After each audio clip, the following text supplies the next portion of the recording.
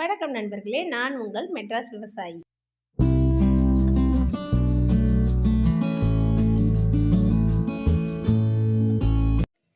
இன்றைக்கி வீடியோவில் என்னோட மெட்ராஸ் விவசாய தோட்டத்தோட மே மந்த் அப்டேட் பார்ட் 2 தான் பார்க்க போகிறீங்க.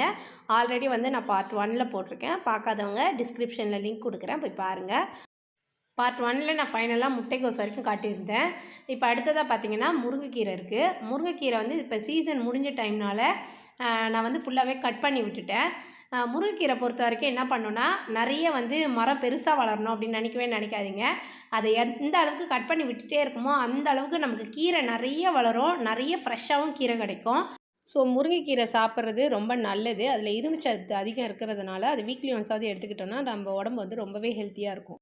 ஸோ அடுத்து பார்த்திங்கன்னா அரைக்கீரை ஒரு 4க்கு 8 அடிக்கு ஃபுல்லாக அரைக்கீரை போட்டு வச்சுருக்கேன். அதனால் எனக்கு வீக்கில் 4 நாள் 5 நாளைக்கு அரைக்கீரை கிடச்சிக்கிட்டே இருக்கும். அந்தளவுக்கு என் வீட்டில் அரைக்கீரை இருக்குது. அடுத்து இது பார்த்திங்கன்னா சோம்பு செடி. இது சோம்பு நான் செடி வைக்கவே இல்லை. சோம்பில் நம்ம சமையலுக்கு யூஸ் பண்ணுறோம்ல, அதில் கொஞ்சமாக பூச்சி இருந்தது. சரி, இது யூஸ் பண்ண முடியாதுன்னு சொல்லிட்டு நான் கொட்டிட்டேன்.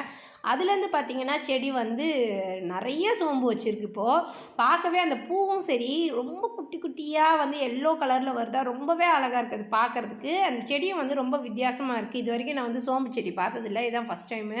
நான் ரொம்ப நாளாக தெரியாமல் தான் இருந்தது சோம்புன்றதே. அப்புறம் நான் ஃப்ரெண்ட்ஸ் கிட்ட கேட்டதில் தான் எனக்கு தெரிஞ்சது சோம்பு செடின்றதே. இப்போ ஃபுல்லாகவே விதை வைக்க ஆரம்பிச்சிருச்சு. அடுத்து இது கஸ்தூரி வெண்டை. இது எங்கன்னா இந்த மரபு காய்கறி சந்தை போட்டாங்க, அங்கே தான் இந்த வெண்டையோட விதை எனக்கு கிடச்சிது. ஸோ அதை இப்போ போட்டு வச்சுருக்கேன். ஒரு 4-5 செடி வந்திருக்கு. ஆனால் இன்னும் காய் வைக்கவே இல்லை. காய் வைக்கும்போது உங்களுக்கு நான் நெக்ஸ்ட் வீடியோவில் காட்டுறேன். அடுத்து இது பார்த்திங்கன்னா முள்ளங்கி இப்போ தான் வச்சுருக்கேன். ஓரளவு தான் வந்திருக்கு, இன்னும் காய் வைக்க ஆரம்பிக்கல. ஸோ இது வைக்கும்போது காட்டுறேன். அடுத்து இது பீன்ஸு. இது ஒரு 6-7 விதை போட்டேன். ஃபஸ்ட்டு இது செடி பீன்ஸ்னு சொல்லி தான் வாங்கினேன். ஆனால் பார்த்திங்கன்னா கொடி வருது. ஸோ என்ன பண்ணேன்னா, ஃபுல்லாக கயிறு கட்டி அதிலே கொடி ஏற்றி விட்டுருக்கேன். ஸோ இப்போ தான் பூ வைக்க ஆரம்பிச்சிருக்கு. பூ காயாக மாறும்போது அதையும் வீடியோவில் காட்டுறேன். இது கொத்தவரை. இதோட இலை என்னன்னே தெரிலங்க, ரொம்ப பெரிய பெரிய சைஸ் இலையாக வருது. ஒரு இலையும் பாருங்கள். கொத்தவரை நார்மலாக சின்ன சைஸ் இலையாக வரும். ஆனால் இது ரொம்ப பெரிய சைஸ் இலை. அதே மாதிரி பூவும் பார்த்திங்கன்னா அங்கங்கே அடுக்காக வச்சுருக்கு. அதே மாதிரி காயும் நிறைய பிஞ்சு விட்டு, ஒரு கொத்துலேயே பார்த்திங்கன்னா எப்படியும் ஒரு 10-15 காய்கிட்ட பிஞ்சு விட்டுருக்கு. எல்லா காயும் இப்போ தான் கொஞ்சம் பெரிய சைஸ் ஆகிட்டுருக்கு. கொத்தவரை ரொம்ப நல்லாவே சூப்பராக வந்துட்டுருக்கு. அடுத்து இது லெமன் கிராஸ். இதுவும் அந்த மரபு சந்தையில் தான் எனக்கு கிடச்சிது. இதுக்கு முன்னாடி வச்சதே இல்லை, இதுதான் ஃபஸ்ட் டைமு. இதை ஸ்மெல் பண்ணி பார்த்திங்கன்னா இலைய அப்படியே லெமன் ஃப்ளேவர் வரும். இது டீயில் போட்டு குடித்தா ரொம்ப நல்லதுன்றதுக்காக இந்த லெமன் கிராஸ் வச்சிட்ருக்கேன். அடுத்து இது சேனைக்கிழங்கு. வீட்டில் சேனைக்கிழங்கு சமையலுக்கு வாங்கினதில் ஒரு கிழங்கு முளைச்சிருந்தது. சரி, அந்த கிழங்கு நட்டு வச்சேன். ஆனால் கிட்டத்தட்ட ஒரு 6 மாதமாக அதுலேருந்து செடி வளரவே இல்லை. 6 மாதத்துக்கு அப்புறம் தான் இப்போ செடி வளர்ந்துருக்குது. இது கிழங்கு வரும்போது இதுவும் நான் வீடியோ போடுறேன். அடுத்து கருவேப்பிலை பாருங்கள், எங்கள் வீட்டில் எப்படி வளர்ந்துருக்குன்னு. கருவேப்பிலையிலே 2 வெரைட்டி வச்சுருக்கேன் நான். இது இலை பார்த்திங்கன்னா ஒரு மாதிரி டார்க் க்ரீனாக இருக்கும். இது கொஞ்சம் பிங்க் கலர் கலந்த மாதிரி வரும். 2 ஃப்ளேவர். இந்த டார்க் க்ரீன் வர்றது நல்ல ஸ்மெல்லாக இருக்கும். ஆனால் இன்னொன்று கொஞ்சம் ஸ்மெல் கம்மியாக இருக்கும்.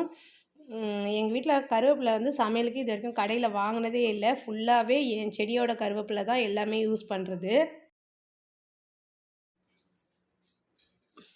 அடுத்து வாழை மரம் பாருங்கள், ஒரு தோப்புக்கு ஈக்குவலாக எங்கள் வீட்டில் வளர்ந்துருக்கு. எங்கள் வீட்டில் தார் மட்டுமே கிட்டத்தட்ட ஒரு 8-9 தார் கிட்ட இருக்குது.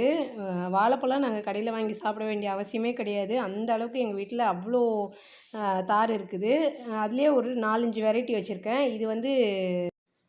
இது பச்சை வாழை. அடுத்து இது கற்பூரவள்ளி. இது இல்லாமல் ஏலக்கி இருக்குது, செவ்வாழை இருக்குது, வாழைக்காய் இருக்குது. ஒரு 5 வெரைட்டி வச்சுருக்கேன் வாழை. அடுத்து இதெல்லாம் மணத்தக்காளி. நான் விதைலாம் போடுறது கிடையாது. நம்ம சாப்பிட்டு அந்த விதை போடுறதுலேயே மணத்தக்காளி கீரை தேவையானது நம்ம வீட்டில் இருக்கும். கத்திரி ஆல்ரெடி காட்டியிருக்கேன். இங்கே ஒரு கத்திரி செடி இருக்குது. பூக்கள்லாம் பாருங்கள் எப்படி சூப்பராக வச்சுருக்கு. இங்கேயும் கொத்தவரை வச்சுருக்கேன். இதுலேயும் காய் வச்சுருக்கு. இது வந்து வாழை மரத்துக்கிட்டேயே நான் கீழே வந்து அந்த நிழலில் வச்சு விட்டேன். ஸோ அந்த இடத்துலையும் வந்து கத்திரி, கொத்தவரை எல்லாமே காய் வச்சுருக்கு. நிழலில் வர்ற செடி வந்து நிறைய இருக்குது. ஸோ கொஞ்சம் இடம் இருந்தாலும் வந்து அந்த இடத்துல அந்த செடியை வச்சு விட்டிங்கன்னா நமக்கு ரொம்பவே யூஸ் ஆகும். அடுத்து இது புளிச்சக்கீரை. புளிச்சக்கீரை பாருங்கள் எப்படி செம்மையாக வந்திருக்குன்னு. புளிச்சக்கீரை பொறுத்த வரைக்கும் வளர்க்குறது ரொம்பவே ஈஸிங்க. அந்த விதை போடுற வேலை, தண்ணி ஊற்றுற வேலை இது 2 தான். மற்றபடி அதுக்கு நீங்கள் எதுவுமே போட தேவையில்ல. அதுவே தானாக சூப்பராக வளர்ந்துடும். புளிச்சக்கீரைலாம் ரொம்ப ஈஸியாக வளர்க்குறதுனால நம்ம வீட்டுக்கு தேவையானதை வந்து ஒரு டைம் போட்டாலே இன்னொன்று அது வந்து கட் பண்ணி விட திருப்பி வரும். அதே மாதிரி அந்த தண்டை வந்து திருப்பி நட்டாலே அதுலேருந்து வந்து செடி வந்துகிட்டே இருக்கும். ஸோ புளிச்சக்கீரைலாம் ரொம்ப ஈஸியாக வளர்த்துடலாம். அடுத்து இது வந்து பீர்க்கங்காய். இந்த பீர்க்கங்காய் வந்து இந்த இரும்பில் இது வருது பாருங்கள், அதில் வந்து நான் கொடி ஏற்றி விட்டேன். அதனால் வந்து வெயிலுக்கு தாங்க முடியாமல் ஃபுல்லாகவே செடியே கருகிற நிலைமை ஆயிடுச்சு. சரி செடி இதுக்கு மேலே வராது செத்துருன்னு நினச்சப்போ தான் திடீர்னு நம்ம இந்த கோடை மழை வந்ததுமே உடனே காய் வைக்க ஆரம்பிச்சிருச்சு. பாருங்கள் எத்தனை காய் வச்சுருக்கு, ஒரு 5-6 காய் இருக்குது. பீர்க்கங்காய் நமக்கு தேவையானது நம்ம கொடியிலே கிடச்சிட்டே இருந்தது. இந்த வெயில் வந்ததுலேருந்து தான் சரியாக வராமல் போயிடுச்சு. அடுத்து இது பார்த்திங்கன்னா வெள்ளரி. வெள்ளரியும் இதே மாதிரி தான் கயிறு கட்டி அதிலே கொடி ஏற்றி விட்ருக்கேன். தேக்கு இருக்குது, தேக்கு பக்கத்தில் வந்து அப்படியே கயிறு கட்டி கொடி ஏற்றிட்டேன். இப்போ அதிலே வந்து வெள்ளரி படர்ந்துட்டுருக்கு. வெள்ளரியும் வந்து இப்போ காய் வச்சுருக்கு. காய் காட்டுறேன் பாருங்கள், இது பாருங்கள். வெள்ளரி நல்லா காய் பாருங்கள் பெருசு பெருசாக வச்சுருக்கு. சாப்பிட்ற பக்குவத்துக்கு வந்துருச்சு. அந்தளவுக்கு நல்லா காய் வச்சுருக்கு. இதில் ஒரே பிரச்சனை என்னென்னா அந்த ஆரஞ்சு கலரில் ஒரு வண்டு ஒன்று வரும். அந்த வண்டு தாங்க ரொம்ப தொல்லை பண்ணுது. நானும் எவ்வளோ ஸ்ப்ரே பண்ணி பார்த்துட்டேன். அந்த வண்டு வந்து போகிற பாடு இல்லை. இலையெல்லாம் சாப்பிட்டுட்டே இதோ தெரியுது பாருங்கள், இலையெல்லாம் வந்து சாப்பிட்டுட்டே இருக்குது. அதுக்கு தான் என்ன தீர்வுனே தெரியாமல் இருக்குது. ஆனால் மற்றபடி ஒன்றும் பிரச்சனை இல்லை. செடி வந்து நல்லா தான் வந்துட்டுருக்கு. அடுத்து பாவக்கொடி பாருங்கள். இது வந்து தேக்கு மரத்துலேயே அப்படியே ஏற்றி விட்டு வச்சுருக்கிறேன். இதுலேயும் ஏகப்பட்ட பிஞ்சு இருக்கும். வாரத்தில் 2 நாள் பாவக்காய் சாப்பிட்லாம். அந்தளவுக்கு பாவக்காய் வந்துக்கிட்டே இருக்குது.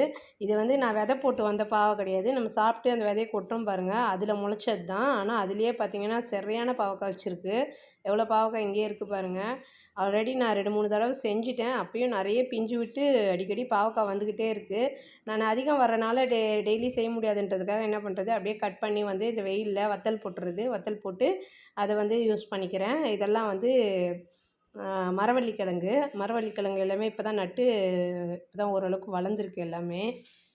அடுத்து மாதுளை பாருங்கள். எங்கள் வீட்டில் எவ்வளோ பூ இருக்கும் பாருங்கள், கணக்கே இருக்காது. மாதுளையில் பூ கிட்டத்தட்ட ஒரு 100 பூவுக்கு மேலே இருக்கும். பிஞ்சும் சரியாக வச்சுருக்கு. மரம் ஃபுல்லாக பூவும் பிஞ்சுமாக தான் இருக்குது. இது பாருங்கள் எவ்வளோ பிஞ்சு. இந்த சீசனுக்கு வந்து என் குழந்தைங்களுக்கு தேவையான மாதுளை வந்து எங்கள் மரத்துலேயே கிடச்சிரும். அவ்வளோ பிஞ்சு வச்சுருக்கு. ஒரே ஒரு கிளையில பாருங்கள் எப்படி அடுக்கடுக்காக பூக்களாக வச்சுருக்கு பாருங்கள். பார்க்கவே எப்படி செம்மையாக இருக்குல்ல. இது எல்லாமே காய்ச்சதுன்னா அப்போ எவ்வளோ காய் இருக்கும் பாருங்கள். இது எல்லாமே காய்ச்சதுக்கப்புறம் உங்களுக்கு நான் வீடியோ போடுறேன். ஸோ என்னோடய மே மந்த் அப்டேட் வந்து முடிஞ்சிடுச்சிங்க. இந்த வீடியோ வந்து உங்களுக்கு பிடிச்சிருந்துன்னா இந்த வீடியோவை லைக், ஷேர் அண்ட் மெட்ராஸ் விவசாயியை சப்போர்ட் பண்ணுங்கள். தேங்க்ஸ் ஃபார் வாட்சிங்.